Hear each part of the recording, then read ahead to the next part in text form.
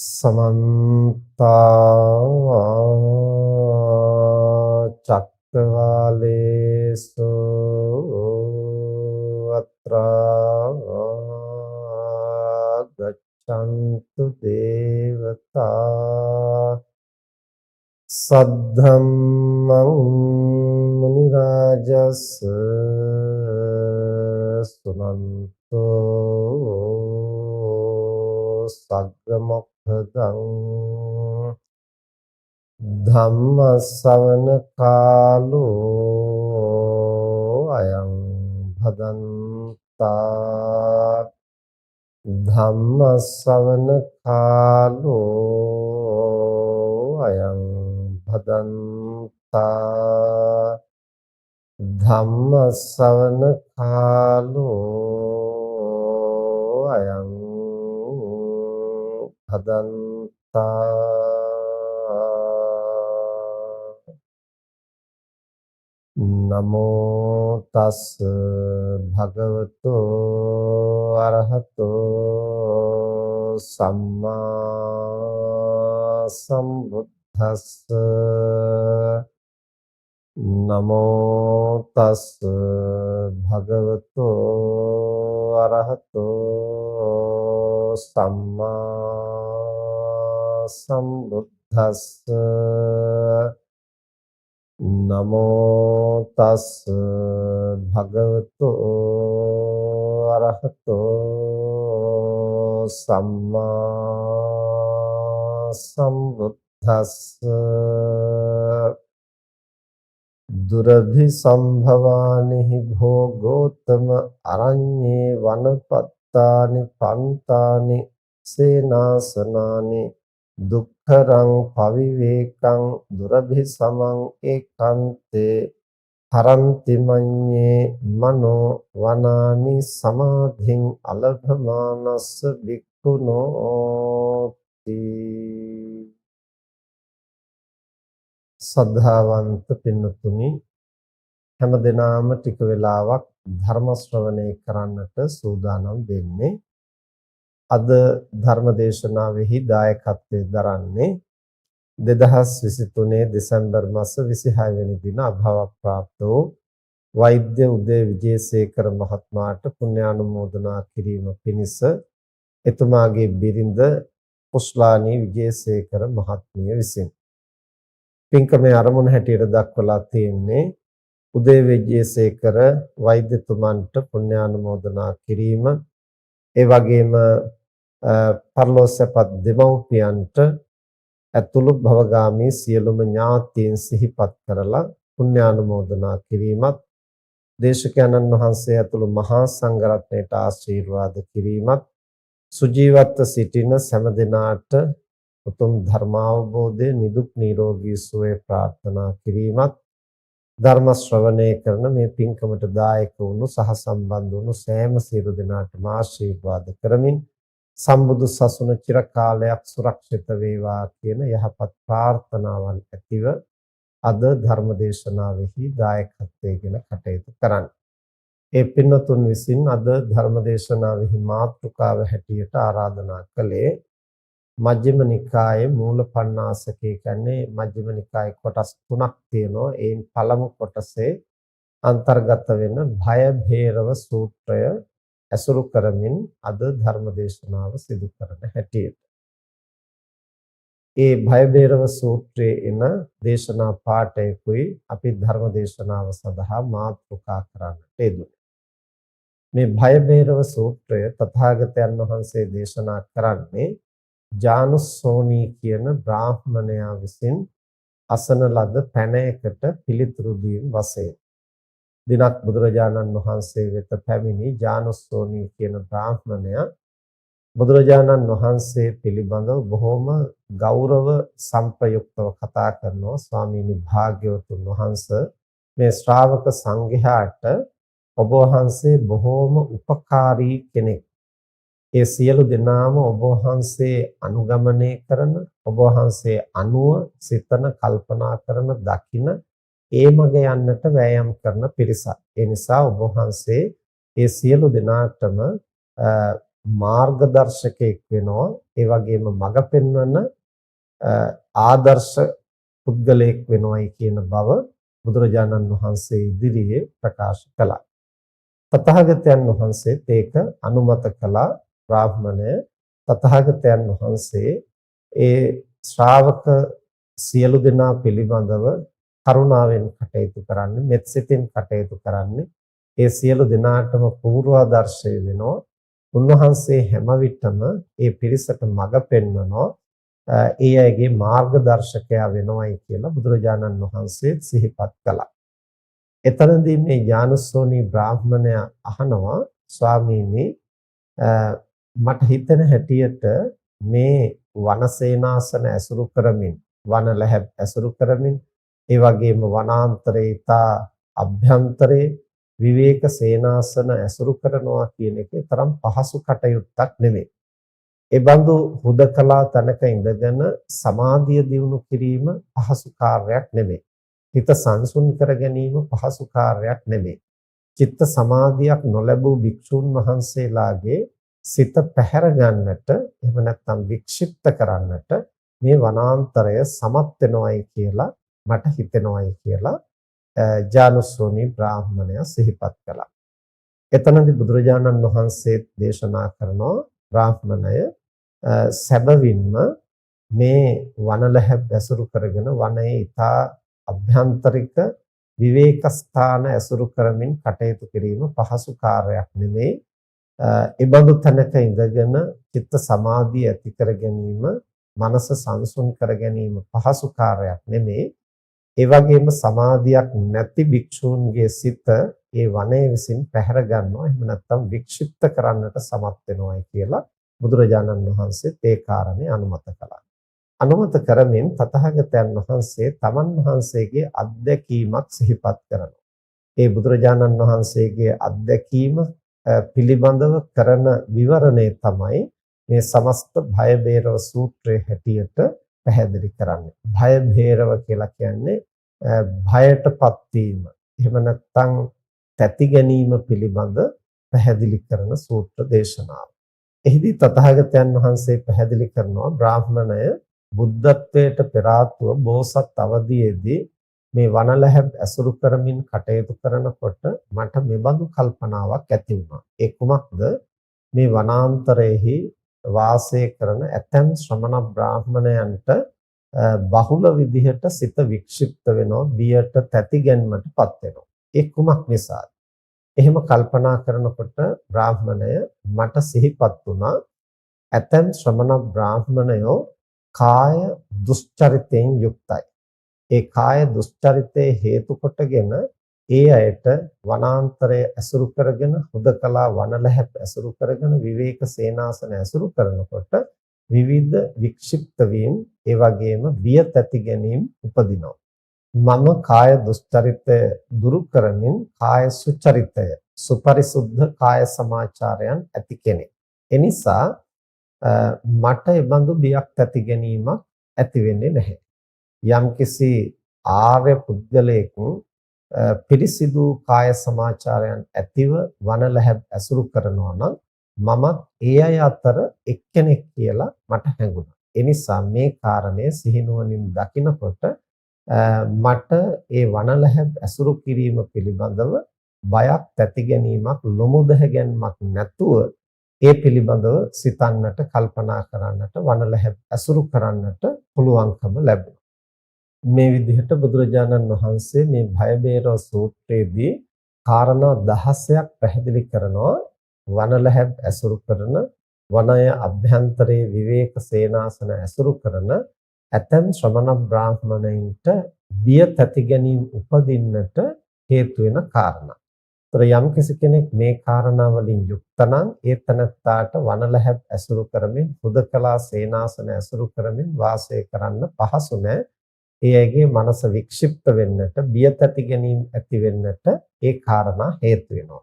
යමෙක් මේ කාරණා 16න් විනිර්මුක්ත නම්, ඒන් බැහැරව කටයුතු කරන්නට සමත් නම්, අන්න ඒ බඳු පුද්ගලයෙකුට තමයි අර වගේ වනාන්තර ඇසුරු කරමින්, හුදකලා සේනාසන ඇසුරු කරමින් වනාන්තර අභ්‍යන්තරයේහි විවේකීව කටයුතු කරන්නට පහසු වෙන්නේ කියලා බුදුරජාණන් වහන්සේ කාරණා 16ක් උන්වහන්සේ අවශේෂ ශ්‍රමණ බ්‍රාහ්මණයන් තුල දකින නමුත් තමන් වහන්සේ තුල නැති එනිසාම තමන් වහන්සේට බිය තැති ගැනීම ලොමුදහ ගැනීම වලින් තොරව මේ වනාන්තරය ඇසුරු කරන්නට පුළුවන් වුණු බව පැහැදිලි කරමින් මේ කාරණා 16 දක්වයි.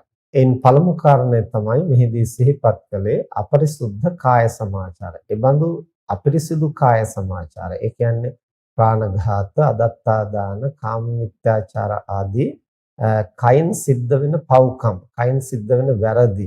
එහෙම නැත්නම් ඒ වැරදි සිදු නොකළා වුණත් ඒවා සිදු කරන්නට පෙළඹෙන ගතිය. ඒ සිදු කරන ලද වැරදි නිසා ඇතිවෙන පශ්චාත්තාපය. ඒ වරද පිළිබඳව තමන්ගේ මනස විසින් චෝදනා කරන ඒ බඳු පුද්ගලයාට අර හුදකලාව වාසය කරනකොට වනාන්තරවල වනාන්තර අභ්‍යන්තරයේ හුදකලා විවේක සේනාසන ඇසුරු කරනකොට අර වගේ අපිරිසිදු කාය සමාචාර ඇති කෙනෙකුට එයම කාරණයක් වෙනවා බය තැති ගැනීම ලොමුදහ ගැනීම මතු කරන්න. ඒතර යම් කෙනෙක් ඒ බඳු අපිරිසිදු කාය සමාචාර බැහැර කරලා පිරිසිදු කාය සමාචාර, ඒ කියන්නේ ප්‍රාණඝාතයෙන් වැළකීම, අදත්තාදානයෙන් වැළකීම, කාම මිත්‍යාචාරයෙන් වැළකීම කියන මේ කුසල ක්‍රියාවන්හි පරිශුද්ධ කාය සමාචාරයෙන් යුක්ත වෙනවා නම් ඒ බඳු කෙනෙකුට වනාන්තරය ඇසුරු කරගෙන වනාන්තර අභ්‍යන්තරයේ හුදකලා සේනාසන ඇසුරු කරගෙන කටයුතු කරන්න කිසිදු භයක් ඇති ගැනීමක් නොමුදහ ගැනීමක් නැතිව කටයුතු කරන්නට ඒ අයට හැකියාව තියෙනවා ඒ පිරිසිදු කාය සමාචාරය නිසා. දැන් තථාගතයන් වහන්සේ බුද්ධත්වයට පත්වීමට පෙර ආත්ම බෝසත් අවදීදී මේ පිළිබඳව කල්පනා කරලා බැලුවා. අන්‍ය බොහෝ ශ්‍රමණ බ්‍රාහ්මණයින්ට ඒ අපිරිසිදු කාය සමාචාර නිසා ඒ අයට වනාන්තරයේදී තැති ගැනීම නොමුදහ ගැනීම ඇති වෙන්නට පුළුවන්. නමුත් මට එවැනි ගැටලුවක් නැති නිසා මට නිර්භයව තැති ගැනීමකින් තොරව මට මේ වනලැහැබ් ඇසුරු කරන්නට පුළුවන්කම තියෙනවායි කියලා දකින්නකොට කල්පනා කරනකොට තමන් වහන්සේගේ මනසේ මේ නිර්භය භාවයේ පිළිබඳව ගැඹුරු හැඟීමක් ඇති වුණා. ඊළඟට බුදුරජාණන් වහන්සේ දෙවැනි කාරණේ දේශනා කරනවා මේ සමාජයේ ඇතැම් ශ්‍රමණ බ්‍රාහ්මණයින් අපිරිසිදු වචී සමාචාරයෙන් යුක්තයි. ඒ කියන්නේ මුසාවාද, පිසුන වාච, පරස වාච, සම්පප්පලාප කියන මේ වචනෙන් සිදු කරන වැරදි විටින් විට කලින් කල ඒ අයතින් සිද්ධ වෙනවා.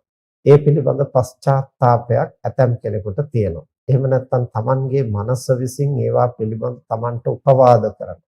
සමාජයේ අන් අය විසින් ඒවා පිළිබඳ උපවාද කරනවා. එතකොට මෙබඳු පුද්ගලයෙකු අර වනාන්තර ඇසුරු කරගෙන වනාන්තර අභ්‍යන්තරයේ හුදකලා සේනාසන ඇසුරු කරගෙන කටයුතු කරනවා නම් එබඳු කෙනෙකුට Tamanගේ අපිරිසිදු වචී සමාචාර ඇති බවම බිය තැති ගැනීම ලොමුදහ ගැනීම ඇති වෙන්නට හේතුවක්.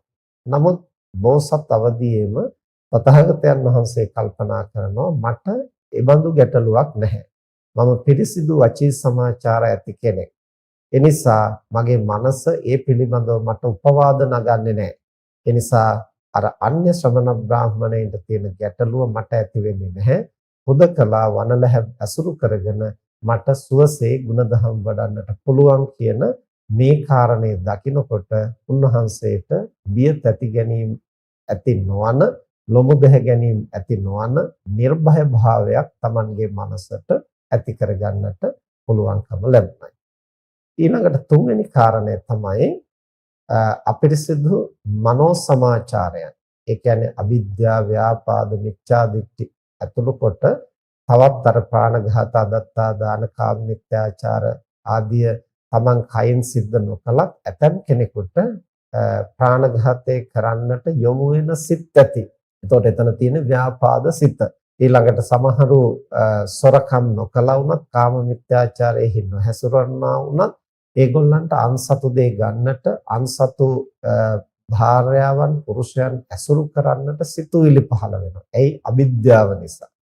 ඒ වගේම විවිධ කරුණු පිළිබඳව වරදවා වටහාගෙන මිත්‍යා දෘෂ්ටියෙන් යුක්තයි. සක්කාය දිට්ඨිය ප්‍රධාන වශයෙන් අපේ මනසට බාධා කරන ප්‍රධානම මිත්‍යා දෘෂ්ටිය වෙනවා.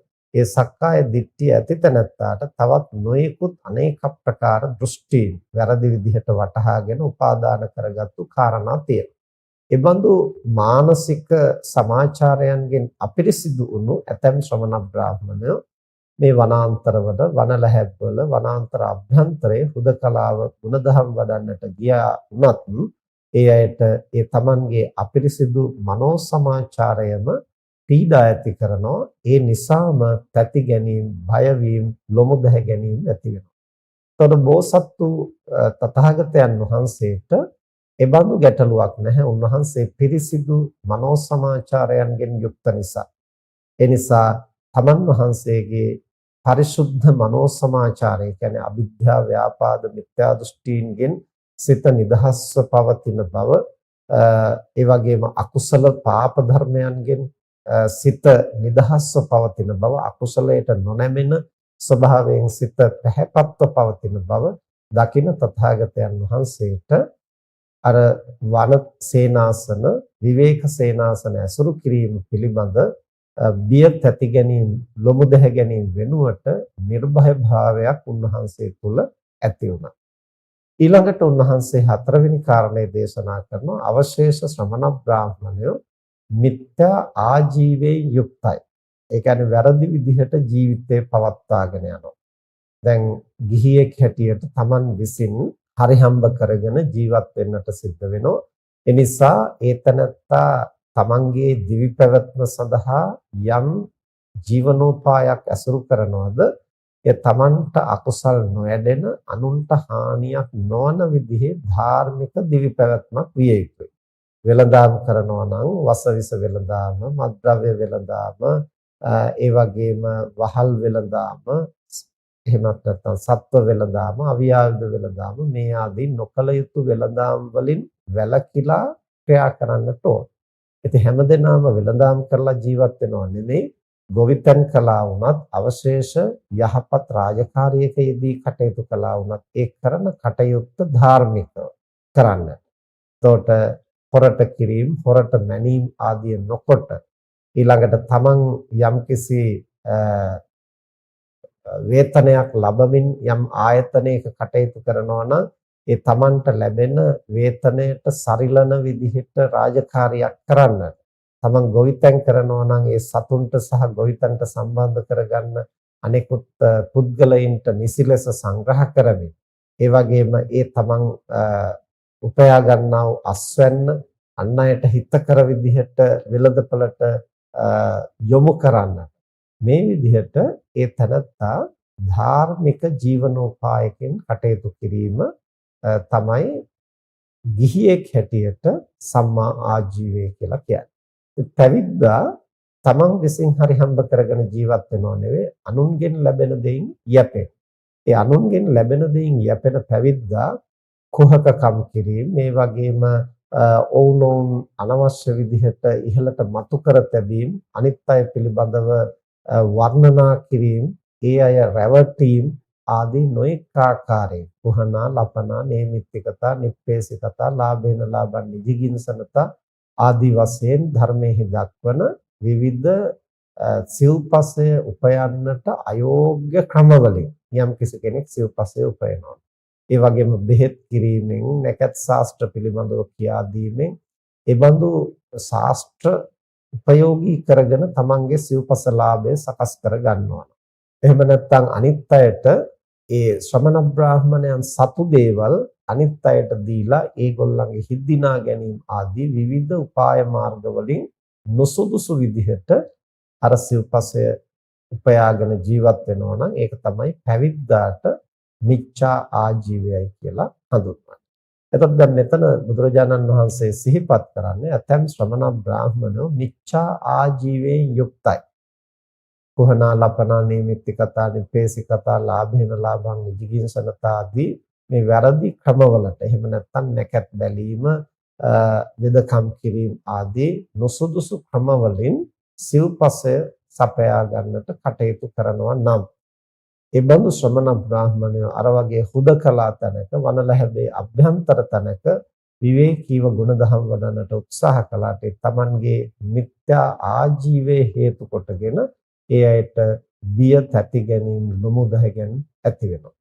ඉතින් බෝසත් වූ තමන් වහන්සේ මේ මිත්‍යා ආජීවයෙන් වැළකීලා ධාර්මිකව මහ ජනතාවගෙන් ලැබෙන දෙයකින් තමන් වහන්සේ ජීවත් වෙනවා. එහෙම නැත්නම් තමන් වහන්සේ වනාන්තරයේ හුදකලාව ඒ වනමුල් පලා ආදිය අසුරු කරමින් උන්වහන්සේ ජීවත් වෙනවා. එතකොට මේ කවර ක්‍රමයෙන් හෝ අධාර්මික නොවන ධාර්මික ක්‍රමයකින් උන්වහන්සේගේ දිවි පැවැත්වීම සිදු කරන නිසා බෝසතාණන් වහන්සේ පිරිසිදු ආජීවයෙන් යුක්තයි. තමන් වහන්සේගේ පිරිසිදු ආජීවයේ ඇති බව මෙනෙහි කරන්නා වූ බෝසතාණන් වහන්සේට අර වනලැහැබ් ඇසුරු කිරීම පිළිබඳ බිය තැති ගැනීම නොමුදහගෙන දුරු කරන්නට පුළුවන් නිර්භය භාවයක් උන්වහන්සේ තුල මතුවුණා. එතකොට මේ හතරවෙනි කාරණය. ඊළඟට බුදුරජාණන් වහන්සේ දක්වනවා පංච නීවරණ පිළිබඳව. අවිද්‍යා, ව්‍යාපාද, තීන මිද්ද, උද්ධච්ච, විචිකිච්ඡා කියන මේ කාරණා පහ. සමහර ශ්‍රමණ බ්‍රාහ්මණයන් අවිද්‍යාවෙන් යුක්තව කාමයන්හි දැඩි ඇලීම් ඇතිව, දැඩි රාග ඇතිව කටයුතු කරනවා. එතකොට කාමයන්හි දැඩි රාග ඇතිව කියලා කියන්නේ කාම කියලා කියන්නේ ඇසින් දකින රූප, කනින් අහන ශබ්ද, නාසයෙන් ආග්‍රහණය කරන ගන්ධ, දිවෙන් ලබන රස, කයින් ලබන පොට්ටබ්බ, මනසින් ගන්නා ධර්ම ආරම්මන. ඒතර මේවා කෙරෙහි ඇලෙනවා නම්, බැඳෙනවා නම්, දැඩිව ඒවා අපේක්ෂා කරනවා නම්, ඒ වගේ මේ Taman කැමති දේවල් උපාදාන කරගන්නවා. ඒක තමයි කාමයන්හි දැඩි රාගය කියලා කියන්නේ. කාම කියලා කියන්නේ මේ ඉන්ද්‍රයන්ගෙන් අපි විඳින්නට කැමති වන දේ. ඒ කැමති වන දේ නැවත නැවත අපේක්ෂා කරන ගතිය ලෝභ. එතකොට ඒවාහි තෘෂ්ණාවෙන් බැඳිලා ඒවා පිළිබඳව දැඩිව අල්ලා ගන්නා ස්වභාවය උපාදානය. එතකොට ඒවාම අපේක්ෂා කරමින් ඒවාම ප්‍රාර්ථනා කරමින් ඒ ගැනම කල්පනා කරන ගතිය තමයි ඒ කාමයන්හි දැඩි රාගය, දැඩි ලෝභය කියලා හඳුන්වනවා. එතකොට ඒ බඳු දැඩි ලෝභී බවින් යම් කෙනෙක් යුක්ත නම් ඒ දැඩි ලෝභී ශ්‍රමණ බ්‍රාහ්මණයින්ට අර වගේ හුදකලාව ජීවත් වෙන්නට ගිය තැන, වන සේනාසන ඇසුරු කරන්නට ගිය තැන බිය තැති ගැනීම, ලොමුදහ ගැනීම ඇති වෙන්නට ඒ Tamanගේ අවිද්‍යාව එහෙම නැත්නම් අර දැඩි ලෝභය හේතුවක් වෙනවා. ඉතින් බෝසත් වූ තථාගතයන් වහන්සේ තුල එබඳු මේ කාමයන් පිළිබඳ දැඩි ලෝභයක් නොපවතින නිසා රූප, ශබ්ද, ගන්ධ, රස, පොට්ටබ්බ ධම්ම පිළිබඳ උන්වහන්සේ තදින් ඇලිලා තදින් උපාදාන කරගෙන නැති නිසා සැහැල්ලු මනසින් යුක්ත වේවාහි ආදීනවේ දකිමින් නෛෂ්කාම්‍ය අධ්‍යාසයෙන් උන්වහන්සේ කටයුතු කරන නිසා උන්වහන්සේ දකිනවා තමන් වහන්සේට අර අවශේෂ ශ්‍රමණ බ්‍රාහ්මණයින්ට වගේ හුදකලාව ජීවත් වුණත් අර වනලැහැබ් ඇසුරු කළත් බිය තැති ගැනීම, නොමුදහ ගැනීම ඇති වෙන්නට හේතුවක් නැහැ කියලා දකිනකොට උන්වහන්සේට නිර්භය භාවය ඒ තුලින් තහවුරු වෙනවා. ඊළඟට හයවෙනි කාරණය තමයි ව්‍යාපාදය. ව්‍යාපාද කියලා කියන්නේ අරමුණෙහි ගැටෙන ස්වභාවය. Taman අකමැති ප්‍රතිවිරුද්ධ අරමුණ විනාශ වෙනවා දකින්නට කැමැති බව. එතකොට පටිඝය හෙවත් ද්වේෂයේ විවිධ ස්වરૂප තියෙනවා. ඒන් ව්‍යාපාද කියලා කියන්නේ Taman යම් අරමුණක් ප්‍රතික්ෂේප කරනවා නම් ඒ අරමුණෙහි විනාශය අපේක්ෂා කරන ගතිය. පුද්ගලයෙක් වුණත්, ද්‍රව්‍යයක් වුණත් ඒ Taman අකමැති අරමුණ නැසෙනවා, වෙනසෙනවා දකින්නට කැමැති බව. එතකොට ඒ අදහස යම් කෙනෙක් තුළ පවතිනකොට ඒ තනත්තාට ඒ මානසික තත්වයම හේතුවක් වෙනවා. අර හුදකලා සේනාසන ඇසුරු කරනකොට, වනලැහැබ් ඇසුරු කරනකොට බිය තැති ගැනීම, ලොමුදහ ගැනීම ඇති වෙන්නට ඉතින් තථාගතයන් වහන්සේ කල්පනා කරනවා බෝසත් අවදියේ උන්වහන්සේට එහෙම පුද්ගලයන් පිළිබඳව හෝ වස්තුන් පිළිබඳව හෝ ව්‍යාපන්න බවක්, ඒ කියන්නේ ව්‍යාපාදයෙන් ගැටෙන බවක්, අසවලා නැසේවා, වෙනසේවා කියන එහෙම ආකල්පයක් උන්වහන්සේට තිබුණේ නැහැ. පටිඝ මූලිකව නෙමෙයි උන්වහන්සේ කටයුතු කළේ මෛත්‍රී පූර්වකව. තොර සත්වයින් පුද්ගලයන් කෙරෙහිත් උන්වහන්සේගේ මෛත්‍රිය පවතිනෝ සබාධම පරිසරයේ කෙරෙහිත් උන්වහන්සේගේ මෙත්සිත නොඅඩුව පවතිනවා. එතකොට මෙත්තා සහගත මනෝභාවයන්ගෙන් කටයුතු කරන තථාගතයන් වහන්සේට ඒ බෝසත් අවදීම උන්වහන්සේ කල්පනා කරනවා අන්‍ය ශ්‍රමණ බ්‍රාහ්මණයින් වනාන්තර වනලැහැබ් ඇසුරු කරනකොට යම් බියක් ඇතිගැන්මක් ඒ ව්‍යාපාදය නිසා හටගන්නවද තමන් වහන්සේ මෙත් සිතින් කටයුතු කරන නිසා දුරු කරන ලද ව්‍යාපාද ඇතිව කටයුතු කරන නිසා තමන් වහන්සේට එබඳු තැතිගැන්මක් ලොමුදැහැගැන්මක් ඇති වෙන්නට හේතුවක් නැහැ කියලා දකිනකොට උන්වහන්සේ තුල නිර්භය භාවයේ පිළිබඳ හැඟීම තහවුරු වෙනවා. ඊළඟට හත්වෙනි කාරණය තමයි තීන මිද්ධ. තීන මිද්ධෙන් ඒ කියන්නේ තීන මිද්ධය කියලා කියන්නේ චිත්තචෛතසික ධර්මයන්ගේ මැලි බව, උදාසීන බව. එතකොට ඇතැම් ශ්‍රමණ බ්‍රාහ්මණයෝ නිරතුරු තීන මිද්ධෙන් යුක්තයි. ඒ කියන්නේ පිනතුනි චිත්තචෛතසික ධර්මයන් ඒ අදාළ යෝග ක්‍රියාවෙහි මනවින් යොදන්නට යෙදෙන්නට සමත් වෙන්නේ නැහැ. යම්කිසි කෙනෙක් කාමයන්ගෙන් බැහැර වෙලා හුදකලාව නෛෂ්කාම්‍ය අධ්‍යාසයෙන් මේ ප්‍රතිපත්ති මාර්ගය ධාන අභිඥා මාර්ගඵල ලැබීම සඳහා කටයුතු කරනකොට ඒ ක්‍රමය ඒ වැඩපිළිවෙල අපේ මනසට දීර්ඝ කාලයක් පුරුදු කරන තෙක් ඒක ආගන්තුක කටයුත්තක් බවට පත් වෙනවා. ඒතර මුලදී ආගන්තුක භාවය නිසා යම් දැඩි ඕනෑකමකින් මේ කටයුත්ත පටන් ගත්තා වුණත් කෙටි කාලයක් කරගෙන යනකොට මනස ඒ පිළිබඳව නොයැලෙන ගතියෙන් යුක්ත වෙනවා. එතකොට ධාන අභිඥා මාර්ගඵල ඉපදවීම පිළිබඳ කරන යෝග කර්මයේහි මනස නොයැලෙන ගතිය හඳුන්වනවා අරතියයි කියලා. අරතිය කියලා කියන්නේ නොයැල්ම. එතකොට කාමයන්හි නොයැලෙන ගතිය විමුක්තිය සඳහා ප්‍රයෝජනවත් වෙනවා. ඒක අපි දියුණු කළ යුතු ගුණයක්. හැබැයි ගුණධම් පිළිබඳව නොයැලෙන ගතිය අපේ මනසේ මතුවුනොත් ඒක ක්ලේශයක් හැටියට දුර්වලකමක් හැටියටයි අපි හඳුනාගත යුත්තේ. එතකොට මේ ගුණධම් පිළිබඳව ඇති වෙන නොයැල්ම අපේ සිත උදාසීන කරන්නට හේතු වෙනවා. දැන් අපි දකිනවා සාමාන්‍ය සමාජයේ ගත්තහම දරුවෝ විභාගයක් සඳහා පාඩම් කරනකොට එහෙම නැත්නම් යම්කිසි අධ්‍යයන කටයුත්තක් කරනකොට ඒ අයට ඒක පිළිබඳව ලොකු උනන්දුවක් කැමැත්තක් තියෙනවා නම් එය බොහොම උද්‍යෝගයෙන් ඒ කටයුතු කරගෙන යනවා. හැබැයි සමහර දරුවෝ ඉන්නවා ඒ අධ්‍යයන කාර්යයේදී මොකක්වත්ම මතක හිටින්නේ නැහැ. ඒ වගේම පාඩම් කරන්න බෑ. පොතක් අතට ගත්තාම නිදි මත එනවා, අලස බව දැනෙනවා. ඒතර පාඩම් කරලා ඒ වෙලාවේ හිතට ගත්තාම ඊට පස්සේ එහෙම එකක් කිව්වද ඇහුවද කියලාවත් මතකයක් නැහැ. මෙහෙම වෙන්නේ කුමක් නිසාද? අර අරතිය නිසා. ඒ කියන්නේ ඒ ශාස්ත්‍රීය අධ්‍යයනය පිළිබඳ තමන්ගේ මනස උනන්දු වෙන්නේ නැහැ. ඒක තමන්ගේ මනසට බරක් හැටියට තමයි හඳුනාගෙන තියෙන්නේ. අන්න ඒ වගේ යෝග කාර්යයන්හි යෙදෙන යෝග කාර්ය කිවි ධාන අභිඥා මාර්ගඵල ආදී උපදවන්නට ප්‍රතිපත්ති පුරන ඒ ප්‍රතිපත්ති ක්‍රමය ඒ වැඩපිළිවෙල එහි යෙදෙන්නා වූ තැනත්තාටත් මනසෙහි අර වගේ අරතිය මතුවෙන්නට තියෙන ඉඩකඩ වැඩි. කුමක් නිසාද අපේ සිත වඩාත්ම කැමති වෙන්නේ ප්‍රියමනාප ආරම්මණයන් ඇසුරු කරන්න. ඒක තමයි කාම කියලා කිව්වේ.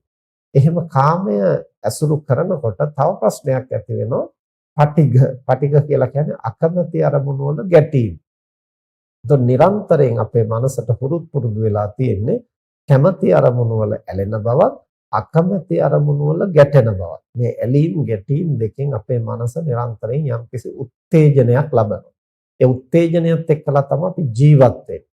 එතකොට ඒ උත්තේජනයට උපකාර වෙන කරුණු බැහැර කළාට පස්සේ අපේ මනසට ඇලෙන්න ගැටෙන්න උත්තේජනයක් ලබන්නට අරමුණක් නැති වෙනකොට ඒ මනස උදාසීන වෙන්නට පටන් ගන්නවා. දැන් එහෙම යම්කිසි කෙනෙක් භාවනා කරන්න යමු වුණාම මනස උදාසීන වුණොත් අපි හිතමු තමන් ප්‍රියමනාප සරාගී අරමුණක් පිළිබඳව ඒ වෙලාවට කල්පනා කළොත් අර නිදිමත ගති මොකක්වත් නැති වෙලා ගිහිල්ලා හොඳට ගතසිත ප්‍රබෝධමත්ව ඒ සරාගී අරමුණ ගැන මෙනෙහි කරන්න පුළුවන්. ඒ වගේම ද්වේෂයට, පටිඝයට අදාළ ආරම්මණයක් මතු කරගත්තොත් අර මොනම උදාසීන බවක්වත් නැතිව ඒ පිළිබඳව බොහොම ඕනකමින් හිතන්න, කල්පනා කරන්න ගතසිත උත්තේජනය වෙන ගතියක් තියෙනවා. එතකොට ඒ සුපුරුදු අරමුණු වලින් බැහැර කරලා යෝග ක්‍රියාවෙහි යෙදෙනකොට තමයි අපේ මනසේ අර වගේ උදාසීන ගතියක් එන්නේ. ඉතින් යම්කිසි කෙනෙක් ඒ යෝග ක්‍රියාව මනස හොඳට මනසට පුරුදු පුහුණු කළාම නැවත නැවත එහි යෙදුනහම ඒ තුළ යම්කිසි රසයක් දකිනවා, හඳුනා ගන්න. ධර්ම රසය.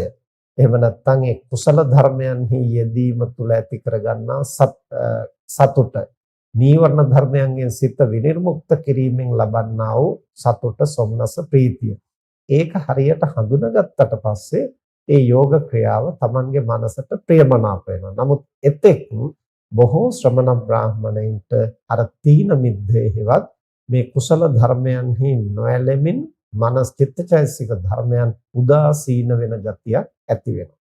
එතකොට බුදුරජාණන් වහන්සේ දේශනා කරනවා ඇතම් ශ්‍රමණ බ්‍රාහමණයෝ තීන මිද්දෙන් යුක්තව වනලැහැබ් ඇසුරු කරනවා, වනසේනාසන ඇසුරු කරනවා. එහෙම අයට ඒ මනසේ උදාසීන බවම තැති ගැනීම, බියපත් වීම, ලොමුදහ ගැනීම ඇති වෙන්නට හේතුවක් වෙනවා. දැන් අපිට සාමාන්‍ය ජීවිතේ වුණත් මේ ස්වභාවය අපි හැමෝම වගේ අත්දැකලා තියෙනවා. යම් අවස්ථාවක අපිට නිදිමත ගතියෙන් අපි හිටියනම් එකපාරට පොඩි ශබ්දයක් ඇහුණා වුණත් තැතිගෙන තමයි අවදි වෙන්නේ. කවුරු හරි කතා කළා වුණත් එකපාරට ගැස්සිලා තමයි නැගිටින්නේ. එතකොට අර කතා කළේ අහවලයි කියලා දැනගත්තාම අපිට ඒ තැතිගැන්ම සංසිඳෙනවා.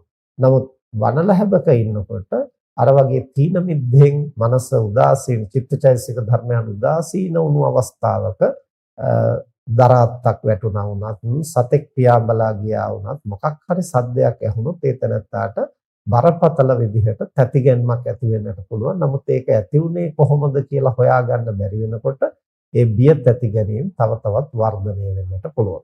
මේ විදිහට බුදුරජාණන් වහන්සේ දේශනා කරන තීන මිද්දෙන් උදාසීන වුණු ඇතන් ශ්‍රමණ බ්‍රාහමණයින්ට ඒ තීන මිද්ද නිසා බිය තැති ගැනීම, ලොමුදහ ගැනීම වන්ලැහැබ්වලදී ඇති වෙනවා.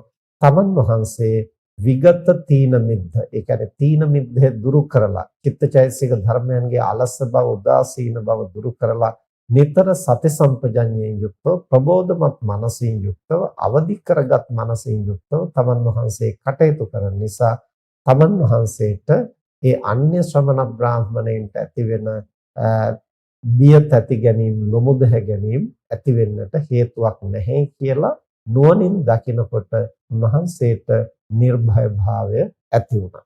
ඊළඟට 8 වෙනි කාරණය තමයි උද්දච්ච. උද්දච්ච කියලා කියන්නේ සිත නොසන්සුන් බව, සිතෙහි ඒකාග්‍රතාවය, සමාධිය නැති බව. එතකොට සාමාන්‍ය ශ්‍රමණ බ්‍රාහමණයෝ, බොහෝ ශ්‍රමණ බ්‍රාහමණයෝ අරමුණු පිළිබඳව උද්දච්චයෙන් යුක්තයි. දැන් සාමාන්‍ය සමාධියේ උද්දච්ච භාවය කියලා හඳුන්වන්නේ මාන්නෙන් කටයුතු කරනවා වගේ අදහසක්. බුදුදහමේ උද්දච්ච කියලා කියන්නේ අරමුණෙහි සිත එකඟ නොවන බව. හරියට අලු ගොඩකට ගලකින් ගැහුවන් පස්සේ වහා විසිරී යනවා වගේ විසිරෙන ගතිය. ඒ වගේම රබර් බෝලයක් බිම දැම්මහම බිම හැපුණු ගමන් ඉවතට වීසි වෙන්න වගේ අරමුණෙහි මනස මනවින් නොපිහිටන ගතිය. අරමුණ හරියට ග්‍රහණය නොකරන ගතිය. ඒතර ඒකාග්‍රතාවයේ වැඩුණට පස්සේ හරියට පදම් කරන ලද මැටි ගුලියක් බිම දැම්මහම ඒක පොළොව බදාගෙන පොළොවේහි සටහන මනවින් ගන්නා වගේ සිත එකඟ වෙනකොට අරමුණ නිවැරදිව, අරමුණෙහි සටහන නිවැරදිව ගන්නවා. හැබැයි රබර් බෝලයක් බිම දැම්මහම ඒක පොළවේ වැදුණු ගමන්ම වහා ඉවතට වීසි වෙනවා. අර පොළවේ සටහන ගන්නෙ නැහැ. ඒ වගේ තමයි අපේ මනස වික්ෂිප්ත බවින් යුක්ත වුනහම ඒ අරමුණට යොමු කළත්, මේ අරමුණට යොමු කළත් අරමුණෙන් අරමුණට පැන පැන යනවා මිසක් ඒකම අරමුණක්වත් හරියට පැහැපත්ව ගන්නෙ නැහැ. දැන් එතකොට ඒ උද්දච්ච ස්වභාවය, එහෙම නැත්නම් ඒකාග්‍රතාවයෙන් තොරව සමාධියෙන් තොරව කටයුතු කරන තැනැත්තාට අර වනලැහැබ් විවේක සේනාසන ඇසුරු කරනකොට එකම අරමුණක්වත් නිවැරදිව හඳුනා ගන්නට පුළුවන් වෙන්නේ නැහැ සමාධියෙන් තොර නිසා. එතකොට එතනත් බොහෝ ආරම්මන වැරදි විදිහට හඳුනා ගන්නවා. ඒ උද්දච්ච ස්වභාවය නිසා මේ තනත්තාට හුදකලා පරිසරයේදී බිය තැති ගැනීම, ලොමු දෙහ ගැනීම ඇති වෙනවා.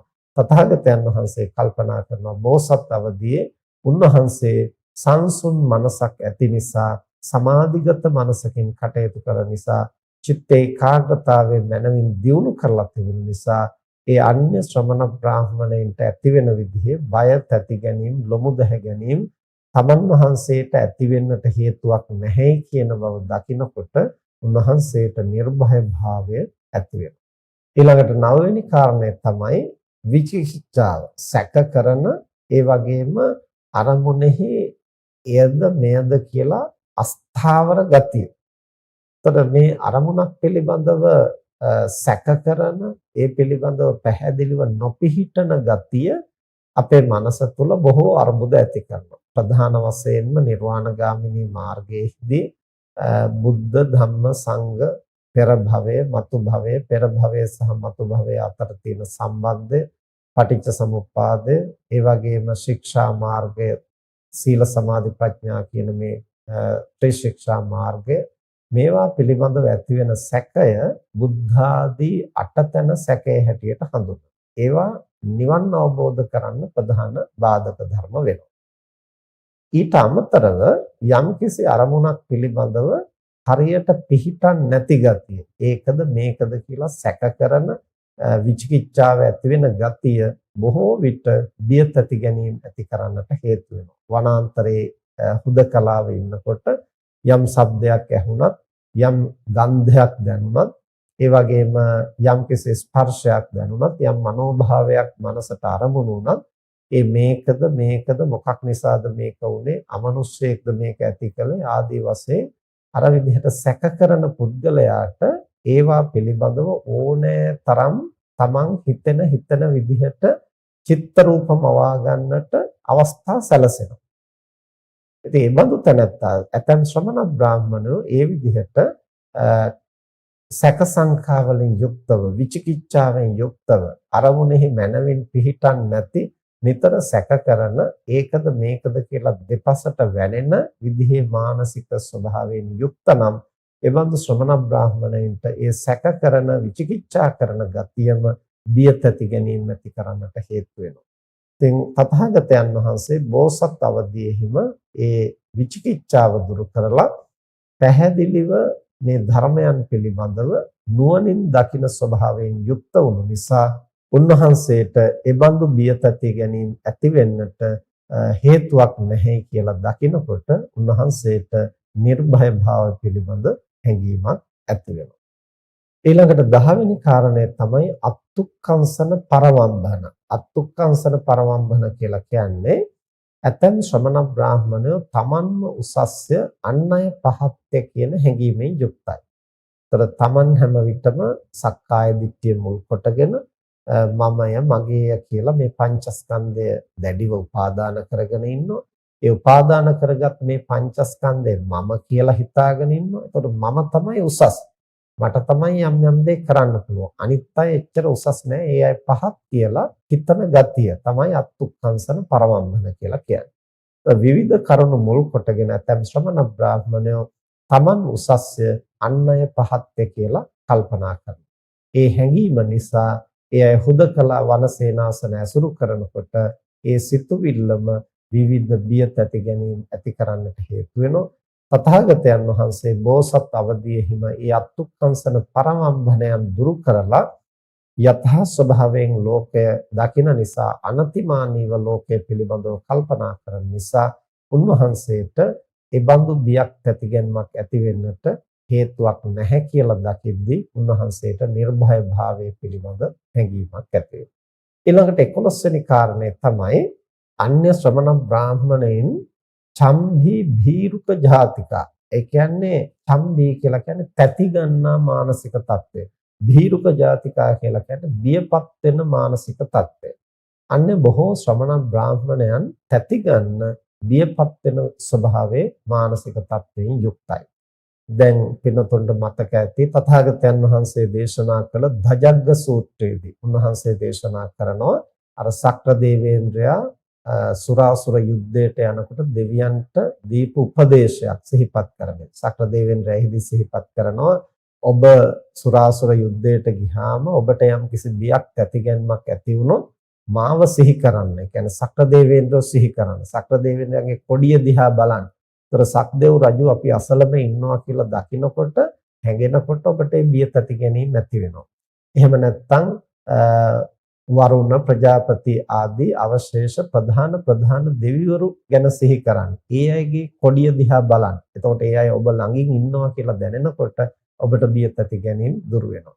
බුදුරජාණන් වහන්සේ හිදී දේශනා කරනවා මහණෙනි සක්‍ර දේවේන්ද්‍රයෝ බිය තැති ගැනීම දුරු කළ කෙනෙක් නෙමෙයි.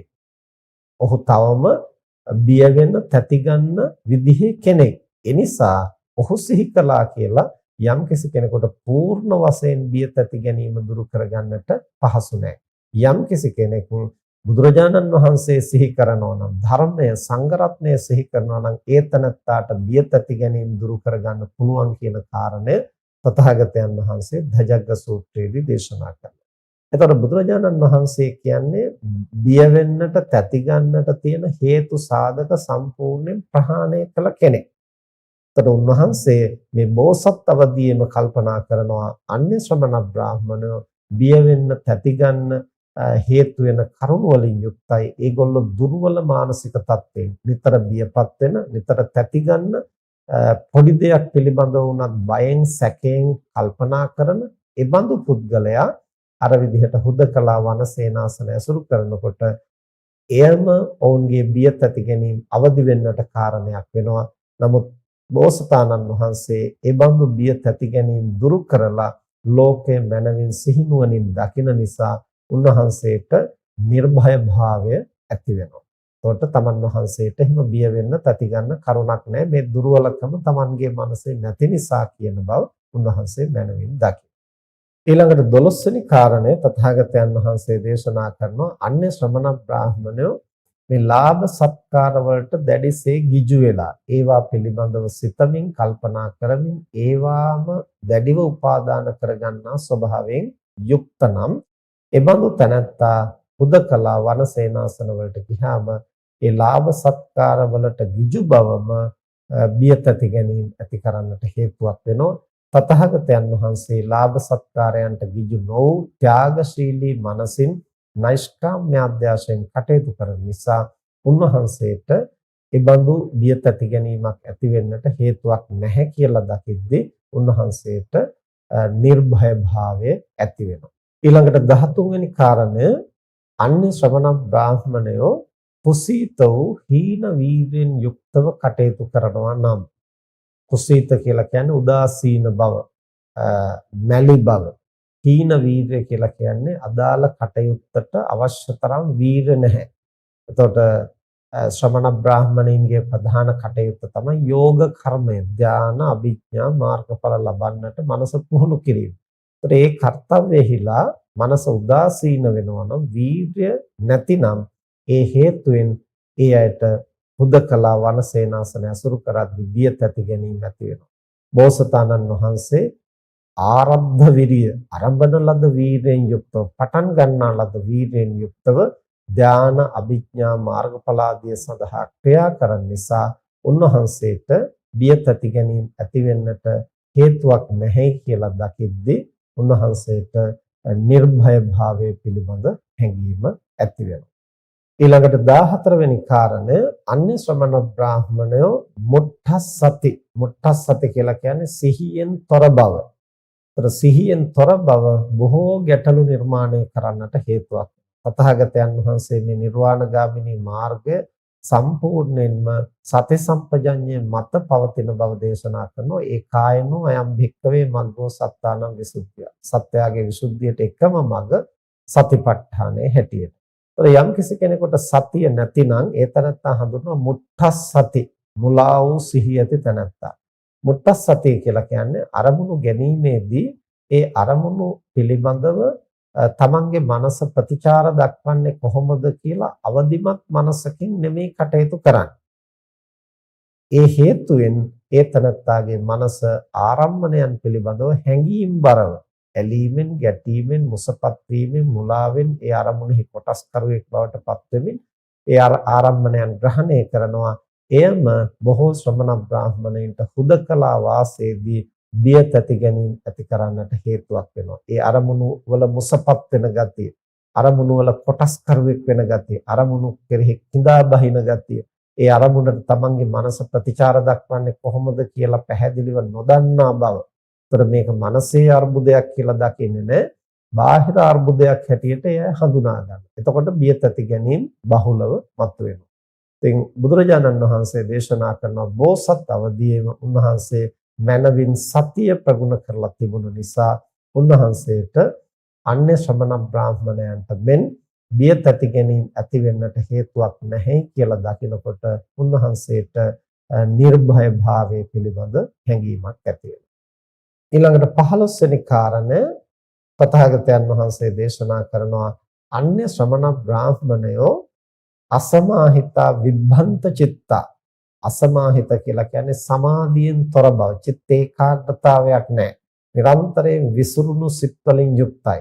අපි මුලින් සිහිපත් කළා චිත්ත ඒකාග්‍රතාවයේ ස්වභාවය තමයි අරමුණ මනවින් ග්‍රහණය කරන ගතිය. අරමුණ මනවින් හඳුනා ගන්නට සමත් ගතිය. අරමුණෙහි මනවින් එකඟ වෙන ගතිය. එතකොට සමාධිමත් බවක් නැති විසිරුණු සිත් ඇති තනත්තාට අරමුණෙහි සිත එකඟ වෙන්නේ නැතිනම් ඒ තනත්තාට අරමුණෙහි යථා ස්වභාවය හඳුනා ගන්න බෑ. මේ తত্ত্বය බොහෝ කොට බිය තැති ගැනීම ඇති කරන්නට හේතු වෙනවා. කුමක් නිසාද? බාහිරින් ඇසින්, කනෙන්, නාසයෙන්, දිවෙන්, කයින්, සිතින් ගන්නා ආරම්මන පිළිබඳ යථා ස්වභාවය දකින්නට අවශ්‍ය චිත්ත ඒකාග්‍රතාවය නැතිනම් ඒ අරමුණු පිළිබඳ බොහෝ වැරදි වැටහීම් ඇති වෙනවා. එනිසා අසමාහිතෝ විභ්‍රන්ත, ඒ කියන්නේ වික්ෂිප්ත සිත් ඇති අන්‍ය ශ්‍රමණ බ්‍රාහ්මණයෝ හුදකලා වනසේනාසන ඇසුරු කරනකොට එයම බිය තැති ගැනීම, ලොමුදහ ගැනීම ඇති වෙන්නට හේතුවක් වෙනවා. තමන් වහන්සේ සමාහිත සිතින්, එකඟ වූ සිතින් කටයුතු කරන නිසා තමන් වහන්සේට බිය තැති ගැනීම ඇති වෙන්නට හේතුවක් නැහැ කියලා දකිද්දී උන්වහන්සේට නිර්භය භාවය ඇති වෙනවා. ඊළඟට 16 වෙනි කාරණය තමයි අන්‍ය ශ්‍රමණ බ්‍රාහ්මණයෝ ප්‍රඥාවෙන් හීනව, දුෂ්ටාඥව කටයුතු කරනවා. ඒතර පැමිණෙන අරමුණ පිළිබඳව හේතුඵල වශයෙන්, ත්‍රිලක්ෂණ වශයෙන්, පරමාර්ථ ධර්ම වශයෙන් විමසා බලන්නට සමත් නැහැ. ඒ බඳු අය හුදකලා වාසය කරනකොට බිය තැති ගැනීම ඇති වෙන්නට එයම හේතුවක් වෙනවා. තථාගතයන් වහන්සේ බෝසත් අවදීෙහිම ප්‍රඥාව දියුණු කරලා, ප්‍රඥාව අවදි කරන ලද, මතු කරන ලද, දියුණු කරන ලද ප්‍රඥාවකින් කටයුතු කරන නිසා උන්වහන්සේට අරමුණු පිළිබඳ මුලා වෙන ගතියක් නැහැ. ඒ නිසා අන්‍ය ශ්‍රමණ බ්‍රාහ්මණයින්ට බිය තැති ගැනීම සඳහා මතුවෙන හේතුව තමන් වහන්සේ තුල නැතයි කියා දකිනකොට උන්වහන්සේට නිර්භය භාවය පිළිබඳ හැඟීමක් ඇති වෙනවා. මේ විදිහට තථාගතයන් වහන්සේ කරුණු 16ක් මේ සූත්‍රයේදී දේශනා කරනවා. ජානුස්සෝනී බ්‍රාහ්මණයට බ්‍රාහ්මණය ඔබ කිව්ව කතාව සැබෑවක්මයි. මේ වනාන්තරවල, වනාන්තර අභ්‍යන්තරයේ හුදකලාව විවේක සෙනසුන් ඇසුරු කරනකොට චිත්ත සංහිඳියාවක් නැති ශ්‍රමණ බ්‍රාහ්මණයින්ට බිය තැති ගැනීම ඇති කරන්න, මනස වික්ෂිප්ත කරන්නට ඒ පරිසරයම හේතුවක් වෙනවා.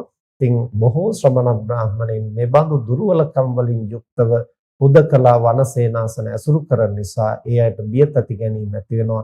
නමුත් තමන් වහන්සේ බෝසත් අවදීම මේ දුබලකම් අතික්‍රමණය කරලා, දුරු කරලා හිටපු නිසා තමන් වහන්සේට මේ බඳු බිය තැති ගැනීම ඇති වෙන්නට කාරණයක් නැහැ කියලා දකිද්දී උන්වහන්සේට නිර්භය භාවය ඇති උනායි කියලා. ඉන්නනතුරුව තථාගතයන් වහන්සේ දේශනා කරන ජානුස්සෝනේ මට මෙහෙම කල්පනාවක් ආවා. බොහෝ දෙනා මේ වනාන්තරවල විවිධ බිය තැති ගැනීම ඇති වෙන දින හැටියට හඳුනාගන්නේ සඳ මෝරණ කාලය. පසළොස්වක දවස, එහෙම නැත්නම් ඊට පෙර දවස, එහෙමත් නැත්නම් අමාවක දවස, මේ වගේ දවස් තමයි බොහෝ දෙනා හුදකලා වන සේනාසනවල විවිධ බියජනක අරමුණු බහුලව හොල්මන් කරන දින හැටියට අවස්ථා හැටියට හඳුනා ගන්න.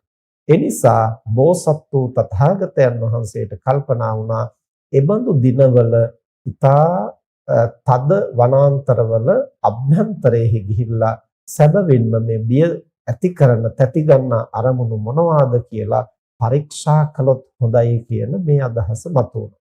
ඒ අදහස මතුවලා උන්වහන්සේ එබඳු දිනවල ඉතා තද වනාන්තරවල අභ්‍යන්තරයේ ඉතාම හුදකලා ජන ශූන්‍ය වූ බොහෝ ජනයාගෙන් දුරස් වූ ප්‍රදේශවල උන්වහන්සේ ඒ බියතති ගන්නා අරමුණු මොනවාද කියලා සොයන්නට විමසන්නට උත්සාහ කළා. එහෙම කටයුතු කරද්දී උන්වහන්සේ බොහොම සිහිනුවණින් යුක්තව බාහිර පරිසරය ගැන අවදියෙන් ඉන්නකොට ඇතැම් අවස්ථාවල සතෙක් උන්වහන්සේ ළඟින් දුවගෙන යනවා. ඒතර ඒ සතා දුවගෙන යන හඬ ඇහෙනකොට උන්වහන්සේ කල්පනා කරනවා මේ සතෙක් දුවගෙන යන හඬ. එහෙමනම් බොහෝ දෙනා බියතති ගැනීම ඇති කරගන්නේ මෙබඳු හඬ නිසා නේද? මේක තමයි මේ බියතති ගැනීම ඇති කරගන්නට මේ වනාන්තරයේ තියෙන හඬ හැටියට බොහෝ දෙනා හඳුනා ගන්නවා. ඒ වගේම සමහර අවස්ථාවල පක්ෂියෙක් ඉගිල්ලිලා යනවා. සමහර අවස්ථාවල අර වාතය නිසා අවට ගස් කොළන් වල අමුතු හඬක් මතුවෙනවා. සමහර අවස්ථාවල පක්ෂීන් පියාසර කරනකොට දිරච්ච අතු කෑලි කඩාගෙන වැටෙනවා. මේ බඳු විවිධ ශබ්ද පරිසරයෙන් ඇහෙන්නට පටන් ගන්නවා. එහෙම ඇහෙනකොටම උන්වහන්සේට කල්පනා වෙනවා එහෙමනම් මේවා තමයි ඒ බියපත් වෙන තැති ගන්නට කාරණා හැටියට සාමාන්‍ය ලෝකයා හඳුනාගන්නේ. එහෙම කල්පනා කරලා උන්වහන්සේ ඊළඟට කල්පනා කරනවා මේ බියපත් වීම තැති ගැනීම පිළිබඳවම අපේක්ෂා සහගතව මනස පැවැත්වීමෙන් අර්ථයක් නැහැ. ඒ ඇති වෙන මනසේ වෙනස ඒ ඉරියව්වෙහිම දුරු කරන්නට වෑයම් කළ යුතුයි කියලා තථාගතයන් වහන්සේ සක්මන් කරන ඉරියව්වේදී උන්වහන්සේගේ මනසට යම් බියක් තැති ගැනීමක් වික්ෂිප්ත බවක් ඇති වෙනවා නම් ඒ සක්මන් කරන ඉරියව්වෙහිදීම දුරු කරන්නට උන්වහන්සේ ක්‍රියා කරනවා සිහිනුවන උපදවා. ඒකට ඒ සක්මන් කරද්දී ඇති වුණු මනසේ වෙනස සංසිඳවන්නට උන්වහන්සේ වාඩි වෙන්නට යන්නේ නැහැ. සැතපෙන්නට යන්නේ නැහැ. ඒ ඉරියව්ව මාරු කරන්නට කලින්ම අර සක්මන් කරන ඉරියව්වේදී ඇති වුණු මානසික වික්ෂිප්ත බව එහිදීම දුරු කරන්නට උන්වහන්සේ ක්‍රියා කළා. ඊළඟට වාඩි වෙලා ඉන්න ඉරියව්වේදී මනසේ යම්කිසි තැතිගැන්මක් කම්පනයක් ඇති වුණොත් එය එහිදීම දුරු කරන්නට.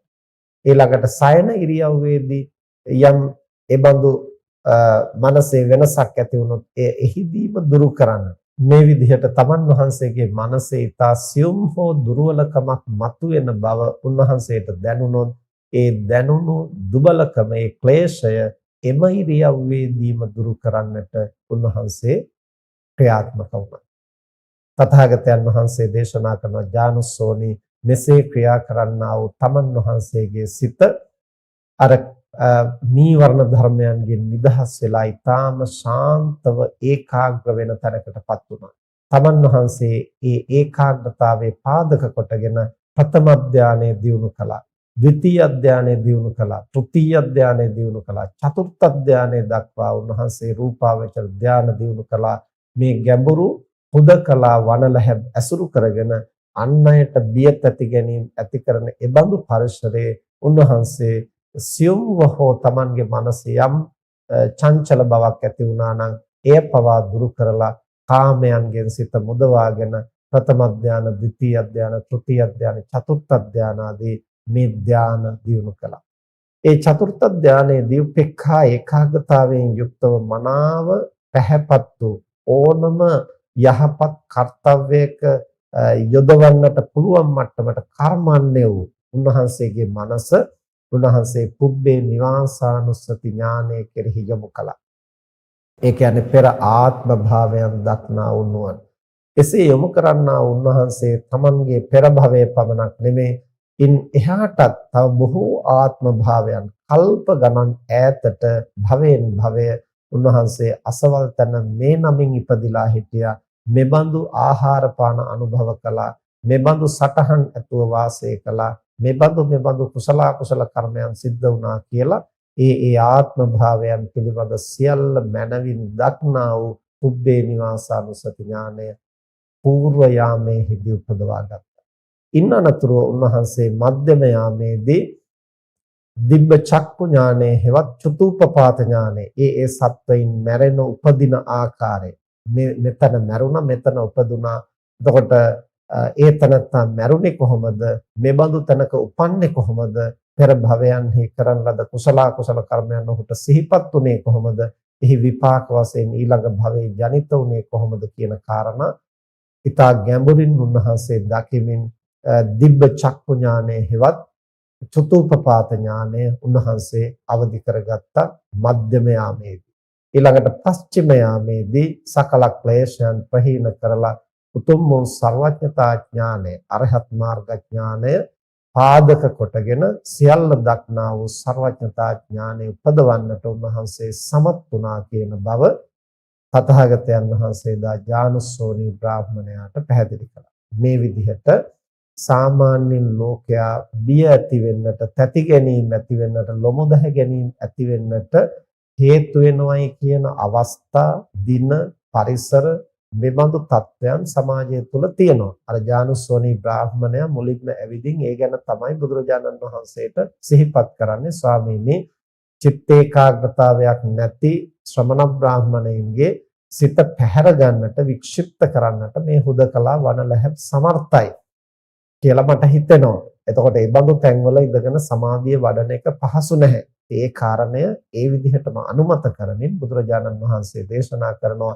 බොහෝ දෙනාට හුදකලා වුණාම බිය තැති ගැනීම, ලොමුදහ ගැනීම ඇති කරන්නට හේතු වෙන ක්ලේශ ධර්ම 16ක් මෙහිදී තථාගතයන් වහන්සේ දේශනා කරනවා. ඒ ක්ලේශ ධර්මයන්ගෙන් මනස නිදහස් කරගත්තු කායික, වාචසික, මානසික සමාචාරයන් නිර්වද්‍ය ස්වභාවයට පත් කරගත්තු කෙනෙකුට ඊටාම තද වනලැහැබ්වල අභ්‍යන්තරේ අතිශය හුදකලා තැන්වල උනත් බියක් තැතිගැන්මක්, ලොමුදහ ගැන්මක් නැතිව ගුණධම් වඩන්නට පුළුවන්, චිත්ත ඒකාග්‍රතාවය දියුණු කරන්නට පුළුවන් කියන බව තහවුරු කරමින් තමන් වහන්සේගේ අත්දැකීමක් විග්‍රහ කරමින් උන්වහන්සේ මේ සූත්‍ර දේශනාව දේශනා කරන්නේ. ඉතින් මේ කරුණ සිහිවේ තබාගෙන අපේ සිත්වල බිය තැති ගැනීම, ලොමුදහ ගැනීම ඇති වෙන්නට හේතු වන්නේ බාහිර ආරම්මණය නොවේ. ඒ අරමුණ පිළිබඳව අපේ මනසින් ප්‍රතිචාර දක්වන ආකාරයයි. අපිට සති සම්පජඤ්ඤය තිබිය යුත්තේ නිසායි අපි බොහෝ කොට හිතනවා මේ බාහිර දේවල් තමයි අපේ සිත කලම්බන්නේ, අපේ සිත අවුස්සන්නේ, අපේ සිතේ කෙලෙස් මතු කරන්නේ. රාගය ඇති කරන්නේ බාහිර දර්ශනයයි. ද්වේෂය ඇති කරන්නේ අන් අය කරන වැරදි වැඩයි. භීතිය ඇති කරන්නේ පාරිසරික සාධකයි. මේ විදිහට තමයි සාමාන්‍ය ලෝකයා කල්පනා කරන්නේ. බුදුරජාණන් වහන්සේ මෙහිදී පැහැදිලි කරන්නේ ඒකක්වත් බාහිර ලෝකය නිසා සිදුවෙන දේවල් නෙමෙයි. බාහිර ලෝකයේ සිදුවෙන පුංචි පුංචි දේවල් ප්‍රත්‍ය වෙනවා පමණයි. ඒවා පිළිබඳව අපි කල්පනා කරන, සිතන, ප්‍රතිචාර දක්වන විදිහ මත තමයි අපේ මනසේ රාග, ද්වේෂ, මෝහ, බිය තැති ගැනීම ඇති වෙනවද නැද්ද කියලා තීරණය වෙන්නේ. ඒ නිසා මනස දුර්වල වූ තැනැත්තාට බාහිරින් පැමිණෙන සුළු දෙයක් පවා කෙලෙස් උපදින්නට හේතුවක් වෙනවා.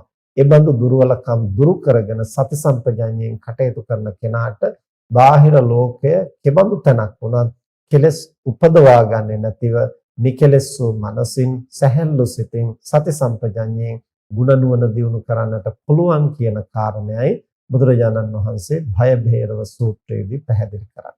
ඉතින් මේ කරුණ සිහිනුවණින් වටහාගෙන අපේ මනස කැළඹෙන්නට හේතු වෙන්නේ බාහිර අවකාශයේ සිද්ධ වෙන දේවල් නොවේ.